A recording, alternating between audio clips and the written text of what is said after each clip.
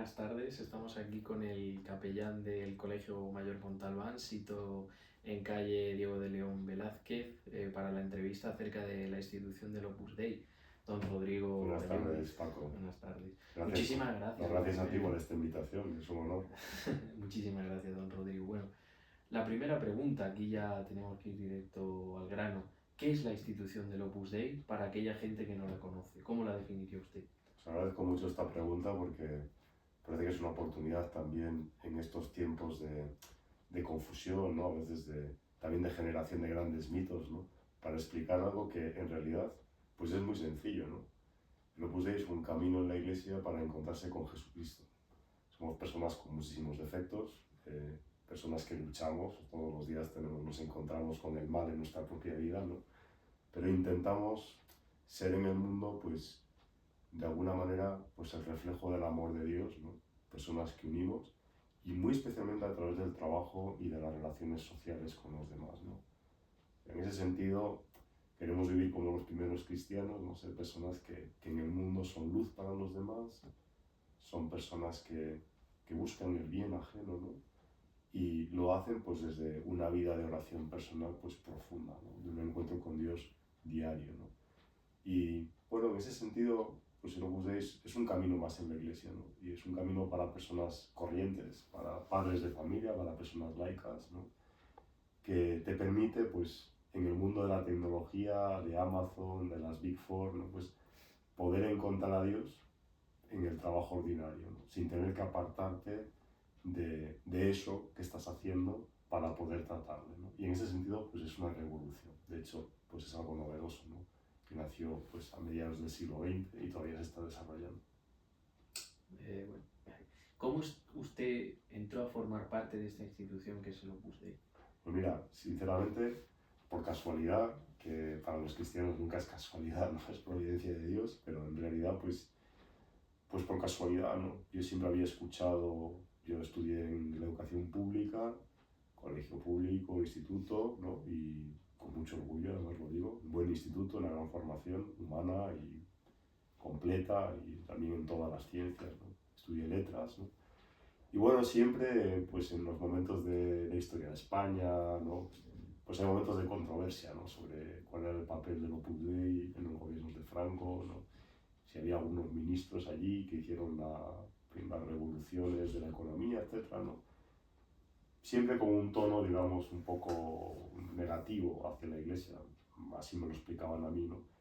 Y en general, pues, yo tendía a pensar por mí mismo, ¿no? Y a informarme de las cosas, ¿no?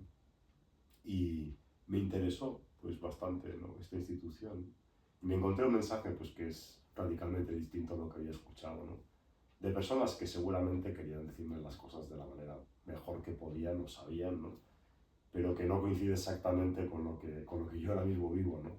De hecho, el Opus Dei pues, no tiene un componente político, ¿no? Sino que cada uno pues, se intenta arreglar lo mejor que puede con las cuestiones del mundo, ¿no? Y vivirlas de manera cristiana, ¿no? Y hay muchas sensibilidades también en el Opus Dei, ¿no? Entonces, digamos que por una parte eso fue pues una manera de llegar a conocer una institución que desconocía.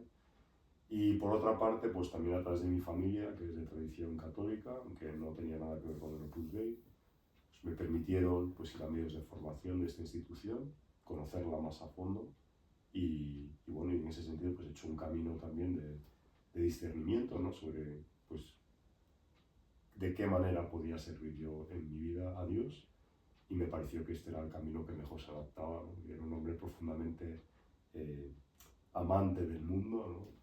Quería hacer periodismo, o sea, no se puede estar más en medio del mundo que eso, y encontrar un camino en la Iglesia que me permitiera buscar la santidad, servir a los demás, vivir con Dios. El mundo de la profesión del periodismo me parecía pues un regalo, ¿no? Y por eso estoy aquí. Un buen resumen. ¿Y cómo describiría usted la evolución histórica del Opus Dei desde su fundación con San José María hasta nuestros días? Bueno, es una historia que está a punto de cumplir 100 años. En el año 2028 se cumplirá el centenario, el primer siglo de una institución. Y claro, la Iglesia es nada, ¿no? Si piensas en los jesuitas, ¿no? Tienen más de 6 siglos, ¿no? Desde la fundación de los franciscanos son del año 1200, ¿no? Han pasado casi 10 siglos ya desde su fundación. El Opus Dei va a cumplir 100 años dentro de nada, ¿no? En 2028, ¿no? Me parece que la historia es muy sencilla, son como estas semillas de Dios, ¿no? Que crecen, ¿no? Pues San José María Escrivá en 1928 tiene una intuición divina que es posible ser santo en medio del mundo, algo que en el momento era una revolución. Todo el mundo que se planteaba la santidad se planteaba irse al seminario o hacerse religioso, ¿no? Y él en cambio dice, no, es en las cosas más materiales del mundo donde Dios te espera, ¿no? Esto fue una revolución. Y empezó a transmitir este mensaje a jóvenes universitarios, ¿no? Que le siguieron. Para conseguir que el mensaje se hiciera realidad, pues él también empezó algunos instrumentos pues, sencillos, como una residencia de estudiantes, ¿no? Donde él podía estar en contacto con gente. Era academia de repaso de asignaturas de Derecho y Arquitectura y al mismo tiempo residencia, ¿no? Y se puso en contacto pues, con bastantes estudiantes que venían a Madrid a prepararse para entrar a la universidad o que hacían primeros años de las carreras universitarias, ¿no? Y les explicaba con pasión lo que él mismo vivía, ¿no?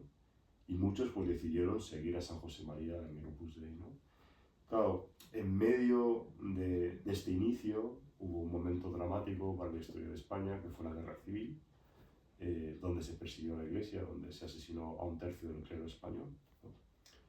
Y San José María, que era sacerdote en Madrid, siente la necesidad de huir para poder mantenerse con vida y hacer lo que él entendía que Dios le pedía, ¿no? En ese momento en el Opus Dei había muy pocas personas, no llegaban a 30 personas en Madrid. El Opus Dei era nada para los ojos del mundo. No tenía ningún reconocimiento en la Iglesia, no tenía ninguna aprobación, no había dado tiempo para todo eso. San José María se va a la otra parte de España donde se respetaba la fe, a través de un paso que se llama el Paso de los Pirineos, hace una travesía a través de los Pirineos y entra por Hendaya para llegar a Burgos, donde él se establece hasta que termina la contienda civil española, ¿no? Y en ese momento es el primer sacerdote que vuelve en los camiones del ejército a Madrid. El primer sacerdote que entra a Madrid cuando acaba la guerra, San José María Escrivá, que tenía la ilusión de ver cómo estaban las personas que habían dejado aquí. Porque a él le dolía mucho tener que irse, pero todas las personas le animaron a que se fuera pues, a la otra parte de España para poder seguir su ministerio y seguir pues, impulsando esto que Dios le había pedido, ¿no? Y a la vuelta de la guerra civil pues, se multiplica los conocidos de esas primeras personas que habían estado en esta academia que se llamaba Día. Muchas personas entran en contacto con el mensaje de San José María. Muchos universitarios empiezan a viajar a otros lugares de España, Salamanca, Zaragoza, Valencia, Santiago. Se empiezan a poner los primeros colegios mayores, impulsados por el espíritu del Opus Dei en estas ciudades, y se multiplica mucho todo el trabajo apostólico de la obra, ¿no? En los años 40 los primeros de la obra se van ya a París, en los años 50 se van a Roma, se van a Londres, a Irlanda, a toda América del Sur, a Estados Unidos, ¿no? Y bueno, esto es un crecimiento exponencial, ¿no? Pues cómo se transmite el cristianismo, ¿no? A través de la amistad personal, ¿no? Pues, oye, yo vivo el cristianismo de esta manera, a mí me interesa, entras en contacto, quieres formar parte de esta familia, de este carisma de la Iglesia, ¿no? Y hemos pasado pues, de esos menos de 30 personas que había antes de la Guerra Civil a 98.000 personas que componen el Opus Dei a día de hoy, ¿no? ¿Cree usted, padre, que la pérdida de los valores cristianos tiene que ver con la degradación moral de la sociedad de a día de hoy? Sí, no estaría seguro para dar una respuesta, digamos, con una firmeza del 100%, ¿no? Yo creo que la pérdida de los valores cristianos tiene que ver con varios factores, ¿no? Desde luego, también, digamos, la degradación, lo que tú has llamado un poco degradación moral de alguna manera, ¿no? Me refiero a la falta de la búsqueda de la verdad, ¿no? Fundamentalmente esa es la gran degradación, ¿no? Donde todo es relativo, donde parece que no hay una verdad absoluta, donde nos tenemos que respetar, pero no podemos hablar de lo que es verdadero, de lo que es bello, de lo que nos hace bien, ¿no? Porque no se establece un verdadero diálogo entre tú y yo, sino que tú me respetas a mí con mis ideas, que casi son ideología, y yo te respeto a ti, ¿no? Y entonces estamos en paz, ¿no? Sin hablar de lo importante de la vida, ¿no? Esto es un empobrecimiento de la sociedad, ¿no? Que es una cuestión pues, que responde a muchos motivos, ¿no? Pero en cuanto a la transmisión de los valores cristianos, me parece que tiene mucho más que ver con una generación que no ha sabido encarnar su fe, ¿no? Hay una generación precedente a la nuestra, incluso 2 generaciones por detrás, que han vivido la fe como algo sensible, sensitivo, emotivo, ¿no? Pero poco enraizado en su vida, o normativo, ¿no? La Iglesia nos pide ir a misa estos días, nos pide confesarnos una vez al año, nos piden cosas que queremos cumplir, o sentimos cosas, me hace bien ir a rezar, me hace bien encenderle una vela a la Virgen, me hacen bien cosas, ¿no? A la hora de transmitir la fe a tu hijo, cuando tu hijo se hace mayor, te dice, bueno, ¿y eso a mí qué me aporta? ¿Dónde está la verdad de esa fe? ¿Dónde están esas raíces?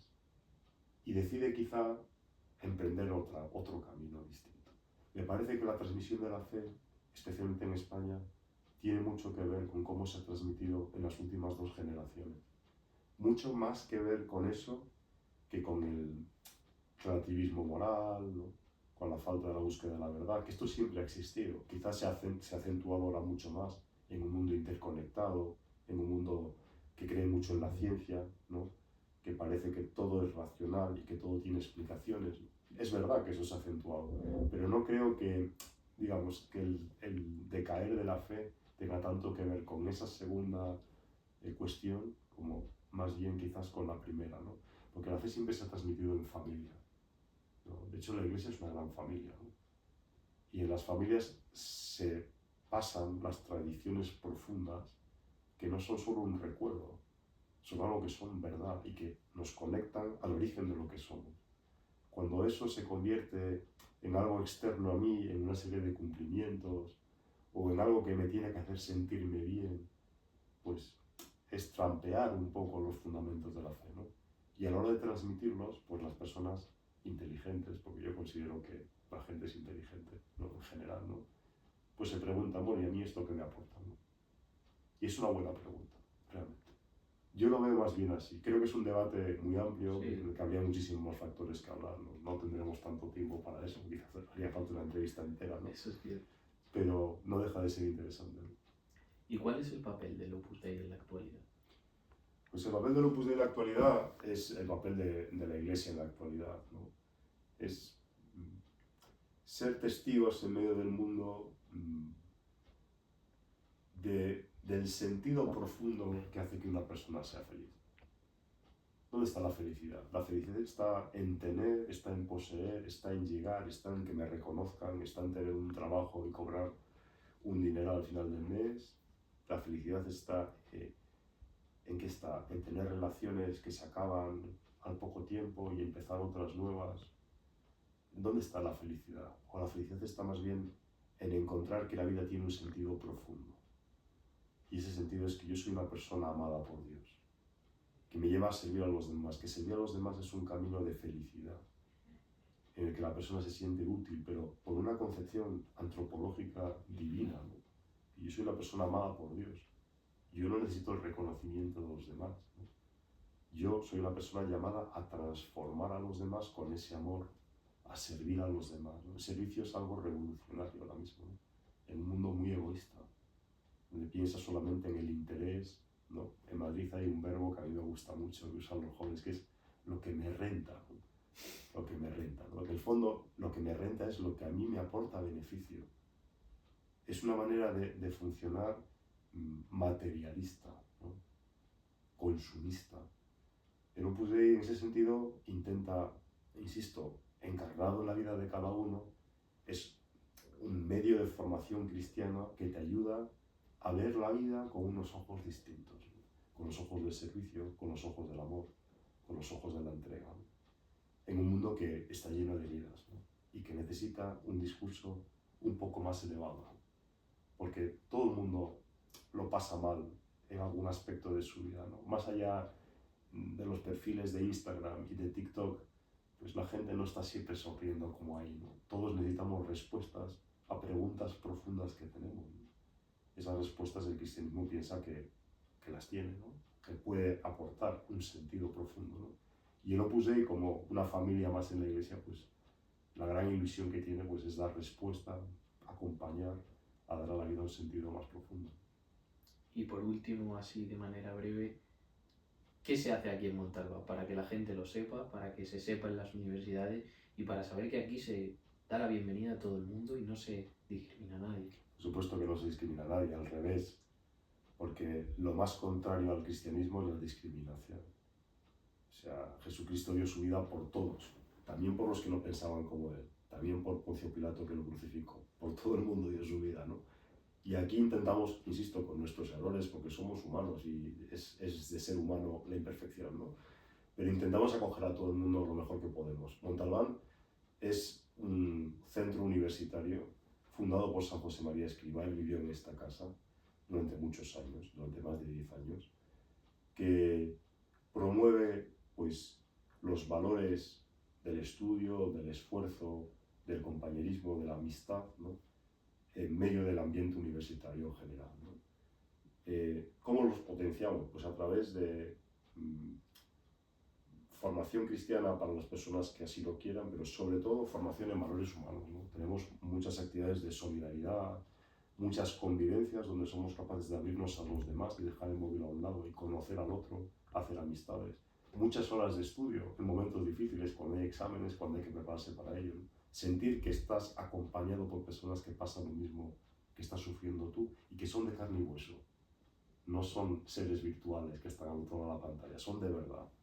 Eso ya es muy cristiano en sí mismo. Y eso es una gran apuesta que hace Montalbán, ¿no?